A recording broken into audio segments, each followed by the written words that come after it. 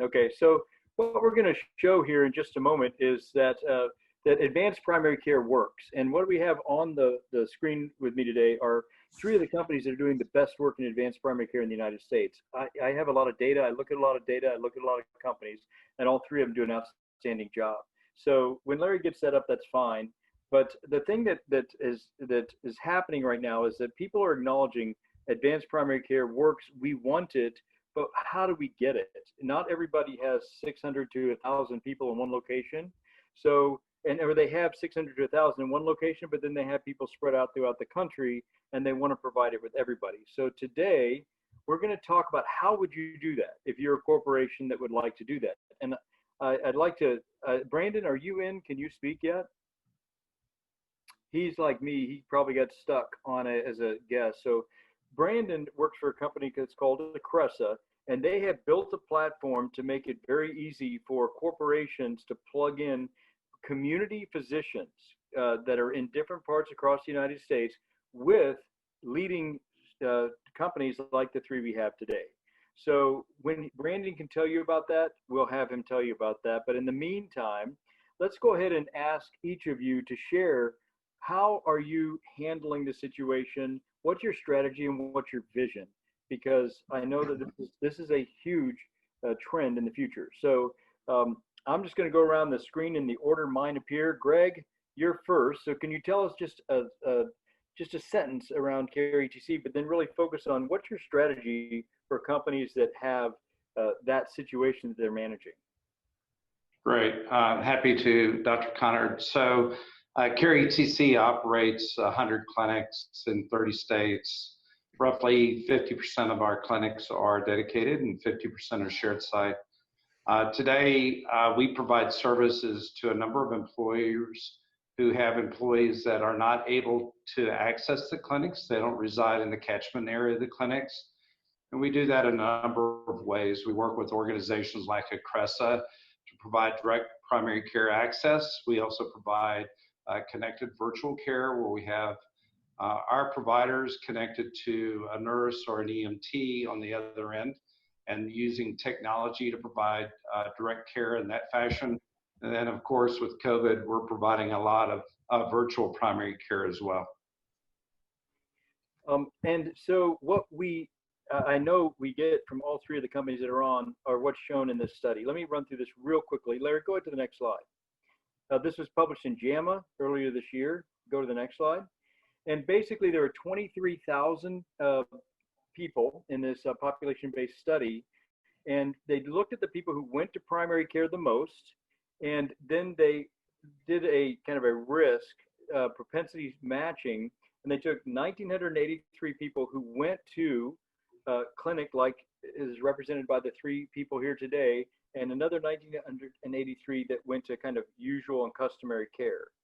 And they took the spouses and dependents and actually took a different company and looked at 1,680 people who went to the clinic versus just got usual care. Go on to the next slide.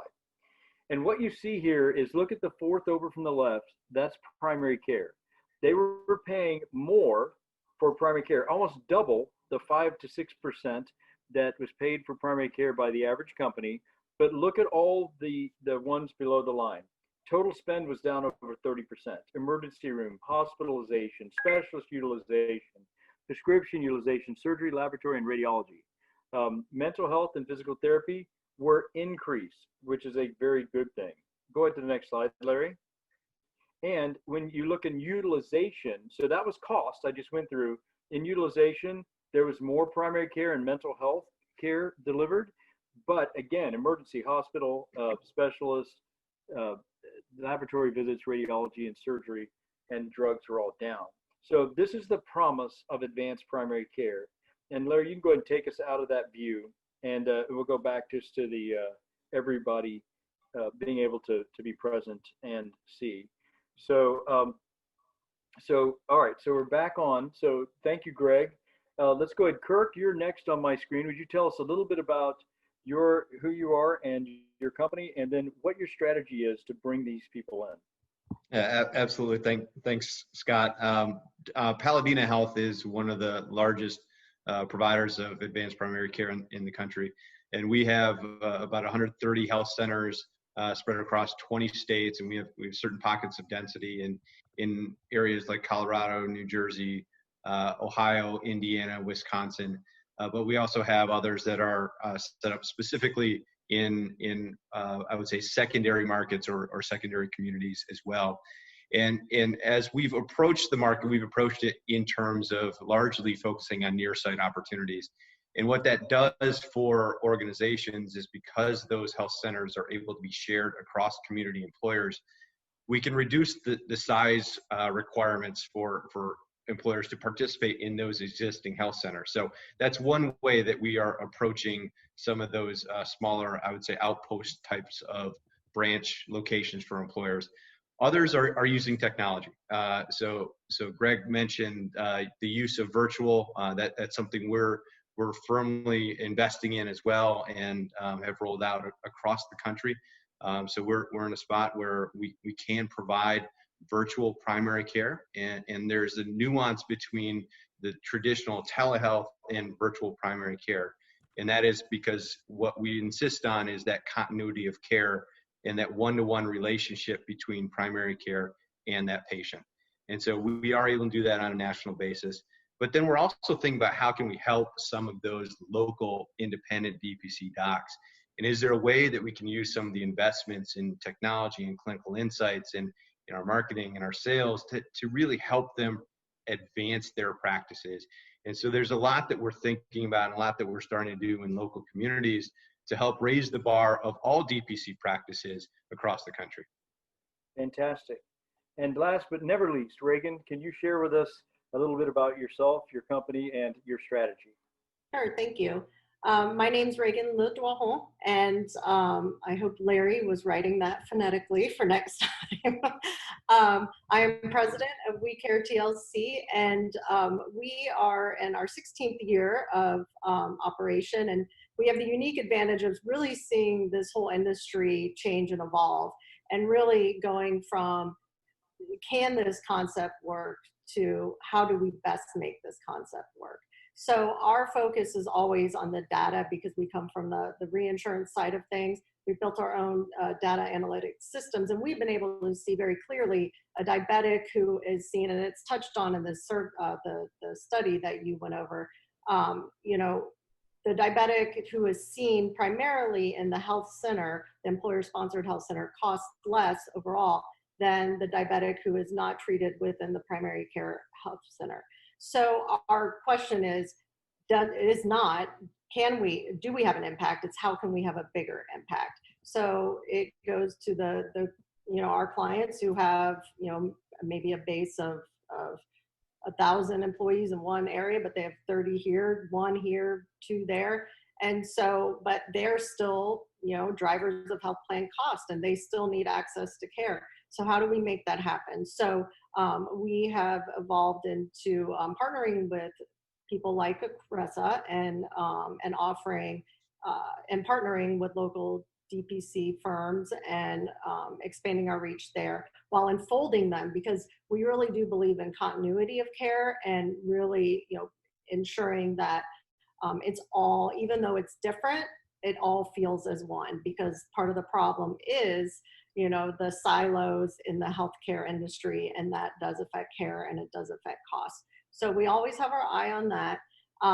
And we, it's funny because, also part of the evolution of this industry has been, not only is the concept valid, but then, okay, once the concept has been known as valid, it's, okay, so you now have to do a lot more primary care. You have, we need mental health. We need, how do you affect specialty beyond just, not unnecessarily referring out?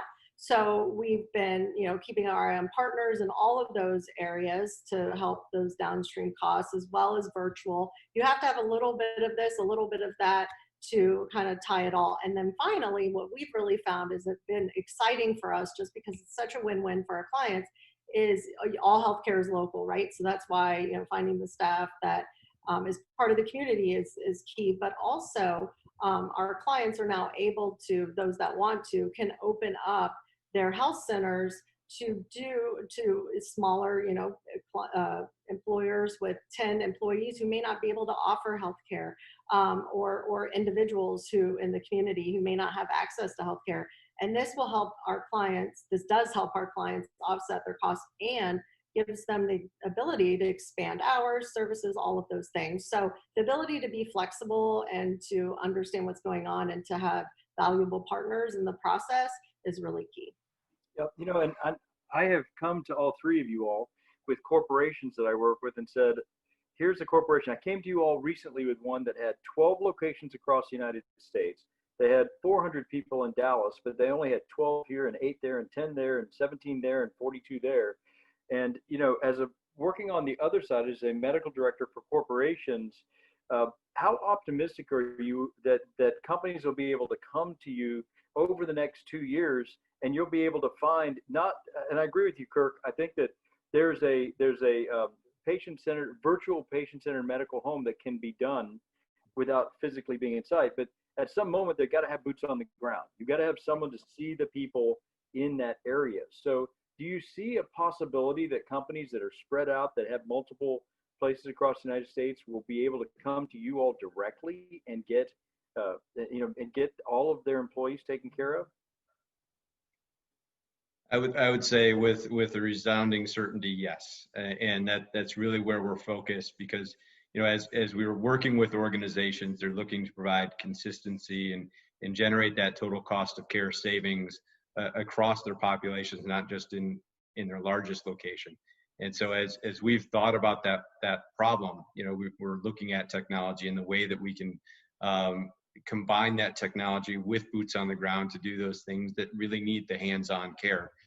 And so for us, it's really pulling that together, organizing it in a way that those DPC docs in the local community where there are the smaller populations, where they can understand how we would approach that population, and we would work with them to really help perform a population health function across that population. Well, as you mentioned, Reagan, the thing that most DPC practices don't have is that infrastructure. They don't have the ability to have that consistency over a geographic area. And so I know, that in a particular state in the South, you actually have worked with a doctor that's a DPC practice, and you put that whole wrapper around his practice. So now in rural Mississippi, where he has affiliated doctors, you can literally cover that state in an area where it's very hard to get primary care. Well, yeah, and that's the other side of the win-win. So you have the win-win with the employers, but then you also have the win-win with the provider community, because when doctors, they get fed up with the fee-for-service. They don't want to be owned by a health system, and so they make the decision to go out for subscription-based service. So, but then now they have to become salespeople, and now that they have to understand how to scale and kind of grow and also how to have the infrastructure to be able to do that. So, and they always want to talk to employers in the community, because they know that, that they can have an impact there. So it's really, especially though for us, it's really important to be like-minded, because we do, we are really there to make a difference in the community and to have the best outcomes, not just good outcomes, but the best outcomes. So it's important to have the providers of, who are like-minded, who want to really make an impact in the community, and to understand why you're doing it. I think, the important thing is for any of this, because there's so many moving pieces, just like you were, talking about in your example of this company and their needs, and all companies have their own needs, and it's, but you can't ever get away from the root of, what makes it work, and so you do really have to be intentional about what you do and thoughtful about what you do in this whole process. Otherwise, it'll just kind of explode and replicate what is already out there. So it's just, it's really cool from the employer side to be able to help them, but then also to work with the provider community, so they can still just do what they want to do, is just treat patients and make an impact. No question. And one of the things I see around the country right now is in suburban and rural areas, hospitals buying all the primary care docs because docs don't feel like they have alternatives. And that's why I asked you three in particular to come on, because I know all of you are working with independent doctors to support them. And you're not a health system, because the other catch-22 with that is, as a health system, you know, when you send to a primary care doctor that's an employee of a hospital, guess where your patients are going to end up? The most expensive place in town for their imaging and things. So we want to avoid that. We got to support primary care doctors, and that's where I think you guys are so valuable. Greg, I want to come back to the question: what do you see in the next 2 years, and what do you see unfolding? And just I wanted to give one quick caveat. In my neck of the woods, I'm in Dallas. CareATC was the first company to build an integrated group of clinics working with QuickTrip, and all of a sudden we went from the on-site clinics that were disintegrated and not together to having 5 or 6 clinics in a geographic area where a smaller company could jump in and could join that clinic system. So you were out there at the beginning and really taking a metroplex and making it work. How are you doing that? What do you see for the next 2 years now going into the suburban rural areas where there aren't enough people to build a brick and mortar clinic like that? Yeah, thanks, Dr. Conard. So a reality is that, as you illustrated in the PowerPoint presentation, what we do matters. You know, we're able to affect change in a very positive way. And as much as that's a function of the patient-provider relationship and the quality of time that the providers are able to spend with the patient, it's also about the informed nature of that encounter. So the information that's provided to the providers so that they can have a more rich and robust encounter with the patient. In the end, our number one priority is to figure out ways to serve the total population. We can't just take care of those folks who happen to have access to the clinic. And to do that, we're going to have to employ a number of tools. So we've talked about DPC. That's clearly a great tool. But there are other tools that are available as well that we can use that create that one-to-one encounter. That's really important. People want that physical encounter, but also create that connection back to our providers who have ownership for the health and well-being of the patients that they're assigned. So you can't just abdicate that responsibility. You still have to own it, because we'll make commitments to our employers that we're going to deliver on the outcomes so that we can achieve the results for their total population, not just those that come through the clinic. And to do that, we have to have these connected encounters where our providers working with either a DPC professional or other professionals in the local markets as we build out these networks can provide services to these folks who would otherwise not be able to access care, or we can get the care to them until we're able to build out the clinic capacity in those local markets, which is happening, as we speak. We're adding locations continuously.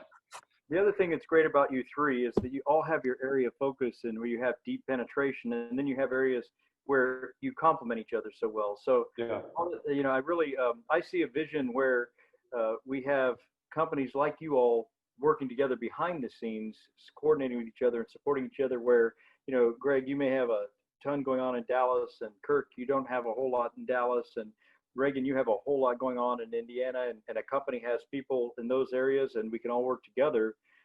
Because again, I hope those of you, the corporations who are watching this, think about contacting these companies whenever you have a need. Don't just automatically go to, we can only work with a local, of someone who does it in our area. Make sure you talk to leading near-site, on-site companies that are integrating with DPC like these three, and you've got all the ability to communicate with them. I'm very sorry Brandon never was able to get on. Brandon, can you talk to us? I am. I'm here. Yep. I've been listening. I apologize for the technical difficulties, but I would just like to add in the end. I have been listening to the conversations about dealing with multi-location companies, different markets, especially with the folks that are here on the phone that we're working with today, where they have members in those rural communities and they need to connect to disparate physicians, and that's one of the important things that we're able to provide and gladly is being able to provide an administrative platform that can connect all of these different partners to meet the needs those multi-location customers. Well, Brandon, there's no question that if you want to precipitate change, you don't tell somebody what to do. You give somebody a tool, right? And that's not for me. That's from someone much smarter than I ever was. And so I believe that it is because of Cressa and the tool that you have that companies like Care ETC and WeCare and Paladina Health can aggressively attack this marketplace. So thank you.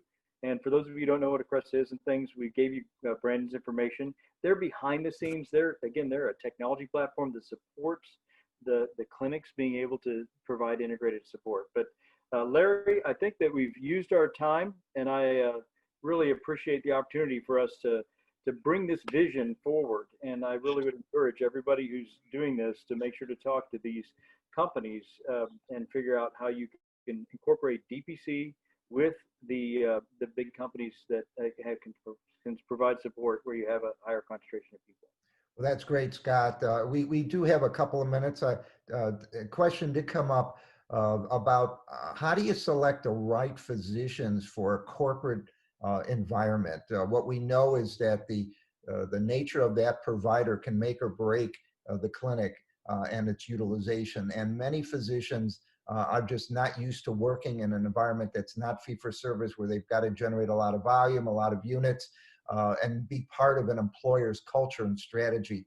Could any of you comment on how you identify the right physicians, or do you actually talk to and try to orient the medical groups that you're dealing with? I'd be happy to talk through that. I mean, part of the eye of the cultural fit is a big part of it.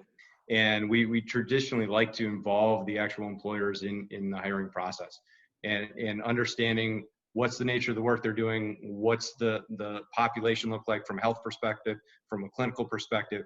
And that way that those physicians have ownership over the population that they're going to be caring for. Yeah, just building on that, we did the same thing, but in addition to that, majority of the providers that we hire are referred from providers who work for us who are really happy.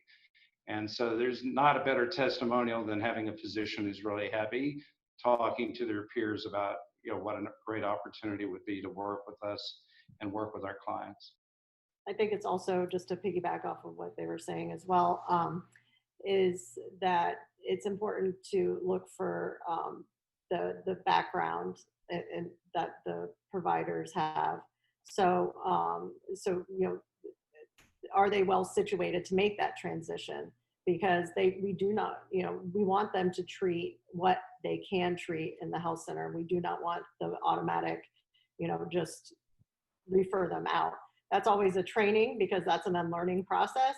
And it's, it becomes a habit no matter, what kind of background you have, but background is also important. Well, Larry, I just can't believe that people think doctors are difficult to work with. I'm stunned.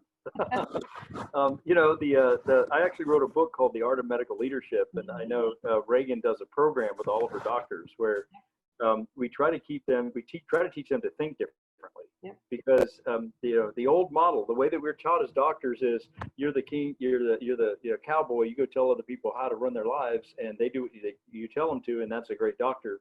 That's a failed model. It doesn't work. And it's a team-based care, patient-centered, not doctor-centered, team-based care model today. So you really do have to have a doctor who's willing to check their ego at the door and do what's best, not only for the patient, but for their team, and making sure that everything's done properly. And I think Dr. Conard too, that's an excellent point. But it's also having the internal culture for them, because that checking the ego at the door, that might need to be a continual process for everyone, me included. And I'm not a doctor, so, but it's having that culture of other, high level, high functioning doctors and to reinforce that as well. And so it builds upon itself.